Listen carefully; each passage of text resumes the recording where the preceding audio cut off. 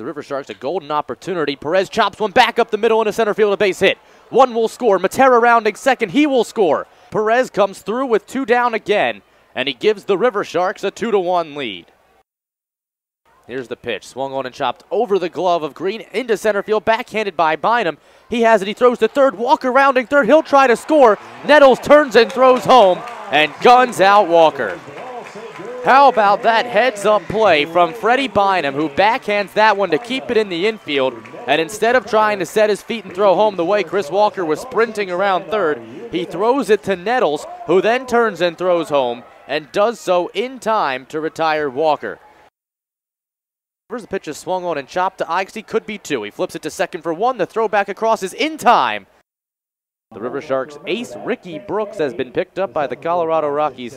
He will be placed on their AAA Colorado Springs team. Congratulations to him. He was scheduled to start tomorrow for the Riversharks, so Jeff Scott will have to do some managing and figure out how he's going to fill that role.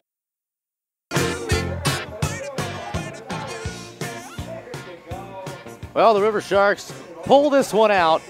A 2-run single from Eddie Perez winds up being the difference in a 2-1 victory as the Camden Riversharks sink the Somerset Patriots by a final of 2-1.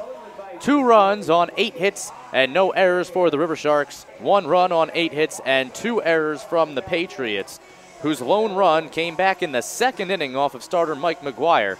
After Jake Fox led off the inning with a single, he was followed up by 2 more singles from Aaron Matthews and Yuneski Sanchez to load the bases for Yusuf Carter, who has been red hot as of late, and it could have been a real dangerous situation. But McGuire was able to get a double play, one of 4 double plays the Patriots bounced into in this one. That allowed Fox to score, but it recorded 2 outs, and that was all the damage that would be done. Mike McGuire finished 5 complete innings, 6 hits, 1 run, striking out 2 and walking 2.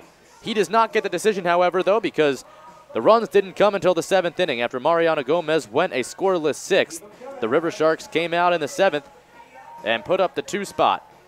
It all happened after Jake Ikes reached on an error by Jeff Nettles with 1 out in the 7th. Chris Walker struck out. Patty Matera followed up with a single down the third baseline. It was an outstanding stop by Jeff Nettles, but then he got up and tried to throw it across the diamond. He fell while making the throw, and he threw it wide past the first baseman Fox, which allowed both runners to advance 90 feet and get runners on second and third. It was ruled a single and an error. The 3rd hit of the game for Patty Matera. He had 3 of the 8 hits for the Riversharks this evening after his 0 for last night.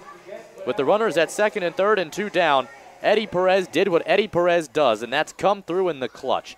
A ground ball back up the middle plated both Ikes and Matera to put the Riversharks up 2-1 and give Mariano Gomez the win. He improves to 2-1. He gets a win for the first time since June 1st. TJ Hose takes the loss. He falls to 1-3. And Zach Hammonds, who pitches a perfect 8th and 9th inning, comes away with his first save of the season. The Riversharks bullpen has been the story in this series. After 3 2/3 scoreless innings last night, they come out for a combined 4 innings of scoreless work here again this evening. Just 2 hits allowed, both of them by Mariano Gomez.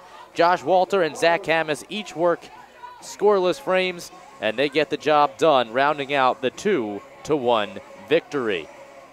Well, that bullpen is what we need to talk about right now, because coming down this stretch, especially now with the departure of Ricky Brooks, which we talked about throughout the beginning of the broadcast, and we deserve to. He's been outstanding for the Riversharks, really an excellent story. So happy for him that he's making it to the AAA level. He was an all-star here in 2012 after being cut by the Patriots preseason.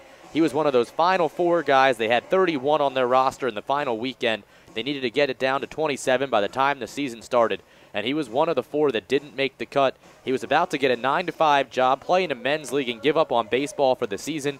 Scotty called him, asked him if he wanted to come out and play, and look at him now, making his way down to Colorado Springs to play AAA baseball, joining Jason Bergman in the Sky Sox bullpen. Congratulations to him. But with him, who has been the solidified ace of this staff, clearly with the All-Star honors, now gone. Sean Jarrett on the disabled list. Still questions about him. After Keith Weezer gave up those 4 home runs last night, there are going to be questions about him. Brian Corey leads the league in home runs allowed, although he did look much better at the tail end of that first half. It still causes questions and concerns, with those being your starting pitching. The back end of the bullpen has been fine. John Lujan, who has the league lead in saves with 16 still despite not picking it up tonight. Zach Hammis, an all-star, has done a wonderful job in that 8th inning role. But the real questions were in those middle relief innings. Who was going to do that job? Mariano Gomez has struggled a little bit as of late. He's been a solid left-handed arm. He got the job done again tonight. You see Zach Hammis, Josh Walter getting the job done again. Spencer Steedley and Eddie Camacho, solid southpaw arms in the bullpen. And this is all rounding out for what could be a very, very good Riversharks pitching staff, not just a starting rotation. Towards the end of that first half, you kind of started looking with Ricky Brooks at the helm that this starting rotation was going to have to carry them through. But now it's kind of turning the other way, and you're saying that the starting rotation doesn't necessarily have to be all that good if this bullpen can be as good as it's been in the past couple of games and how good as good as it was through the end of that first half. We'll see what happens as this season progresses, how everything moves forward. The Riversharks with the win, by the way, improved to 1-1 in the second half. They are now 35-36 overall. With the loss, the Patriots fall to 1-1 in the second half and 36-36 overall. Tomorrow night, the rubber match between the Patriots and the Riversharks, the pitching matchup, well, we have no idea. It was supposed to be a to-be-announced versus Ricky Brooks. Now it's a to-be-announced versus a to-be-announced. Keep an eye on the Twitter feed for all the updates. As soon as they become available, we'll let you know as soon as we know. Unfortunately, I will not be on the air tomorrow night. You can catch all the action on Point Streak, and of course, you can head over to Patriots Baseball to find out where their games are broadcast. Justin Antwiel will take a great care of you if you want to go over and listen to him over on the Patriots Radio Network. We will be back on the air come Friday when the York Revolution come to town. The Riversharks, after this one, have an off day Monday, then head to Lancaster for 3 games. I will not be attending because I'm getting LASIK eye surgery, quite frankly. I've been wearing my glasses for 2 straight weeks, and I'm sick and tired of it, so I won't be able to see for a couple of days. Hard to call a baseball game when you can't see. So we'll be back on the air this Friday. First pitch is set for 7:05. We'll be back on the Z88.9 airwaves.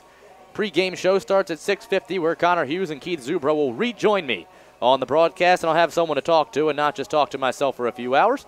Until that time, this is Jake Levy saying so long from TD Bank Ballpark in Bridgewater, New Jersey, home of the Somerset Patriots, where the Camden Riversharks come in and take this one by a final score of 2-1 and even this series at 1 game apiece. We'll see you later. Good night.